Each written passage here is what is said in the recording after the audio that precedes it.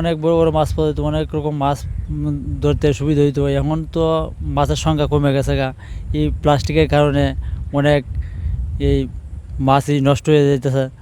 তো অনেক সমস্যা, পরিবেশ নষ্ট হয়, ঠিক আছে, মাছগুলো পাওয়া যায় না। এরপরে নির্দিষ্ট একটা স্থানে, ঠিক আছে, প্লাস্টিকগুলো তৈলে, ঠিক আছে, সবচেয়ে ভালো থাকে, পরিবেশও ভালো থাকে।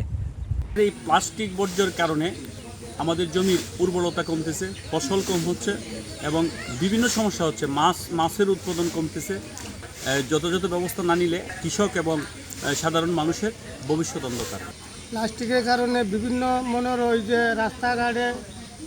বিভিন্ন রাস্তাঘাটে প্লাস্টিক ফেলে এতে পানি আটকে মশা ক্ষতি করে, এরপরে মাছেরও ক্ষতি হয়, ফসলেরও ক্ষতি হয়, যে নৌকাতে যাইতেছে, এই যে বাইসা যাইতেছে এইটাতেও ক্ষতি হয়, অনেক ক্ষতি হইতেছে।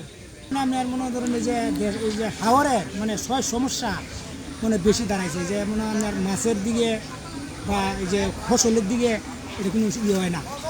হ্যাঁ, এটা যদি উঠতো তো তাহলে আমরা এই যে বাটিলে লাগায় মানে খুব সুস্থ আসলাম আগে, খুব আল্লাহ খুব সুন্দর আল্লাহ চালাইছি, মানে এই জিনিসটা বাইরে নিয়ে খুব অবহেলায় আছি আমরা। এখন যে কোনো ব্র্যান্ডের পুরাতন এসি বদলে নতুন ওয়ালটন এসিতে উপভোগ করুন 25% ছাড়। প্লাস্টিকের বোতল বা বাইক এগুলা জিনিস আমরা যদি এমনি এমনি না হালাই, মানে থানায় জমায় দিয়ে এক জায়গায় গুছিয়ে হালাই তো আমরা লেগে সুবিধা হয় বেশি। এই প্লাস্টিক বাইর, হ্যাঁ, এবং আমাদের এই পর্যটকদের এই প্লেট, এগুলো আমাদের জনজীবনের প্রথমত পরিবেশগত দিক থেকে অনেকটা ক্ষতিকারক হয়ে দাঁড়িয়েছে এবং আমাদের জমির ফসলের উর্বরতা কমাচ্ছে এবং আমাদের এই বিভিন্ন ওই যে ময়লা আবর্জনা এগুলো মাটিতে মিশে এগুলো একসময় জমির উর্বরতা কমিয়ে দিচ্ছে। এজন্য আমাদেরকে এই প্লাস্টিক নিবন্ধনের জন্য আমাদের সকলকেই এটার উদ্যোগ নিতে হবে এবং প্রশাসনিকভাবে এটার উদ্যোগ নিলে এবং আপনাদের মিডিয়ার মাধ্যমে আমাদের সকলকে যদি অবগত করি, তাহলে এইগুলার বিরত রাখলে আমাদের এই টাঙ্গার হাওয়া রক্ষা হবে এবং এই এলাকার জনগণের জীবনমান উন্নতির দিকে যাবে। যে এই প্লাস্টিক বর্জ্য যেটা আমাদের যে ইকোসিস্টেম, যেটা আর কি প্রাণী বৈচিত্র্যের যে চক্র আছে, জৈব চক্র, এই জৈব চক্রের বিক্রিয়া ঘটায়।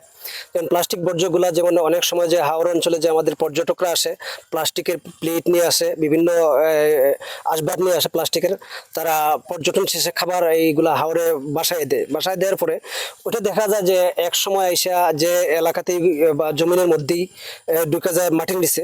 তা মাটির নিচে ঢুকে গেলে দেখা যায় ফসলের জমিতে এই প্লাস্টিকের জন্য যে ফসলের শিকড়গুলা নির্যাস নেয়, যে গাছগুলা ফসলের, ওইটা নিতে বিক্রিয়া ঘটায়, ফসল কম হয়। এইভাবে যে দেখা যায় যে প্রাণী বৈচিত্র্যের যে একটা ইকোসিস্টেম আছে, যে প্রাণী জৈব চক্রের, এই জৈব চক্রের ইকোসিস্টেমটাকে বিক্রিয়া ঘটায় প্লাস্টিক বর্জ্যটা। এটা ভবিষ্যতে একটা বিরাট বিস্ফোরণ আকারে একটা ক্ষতির কারণ হয়ে দাঁড়াবে।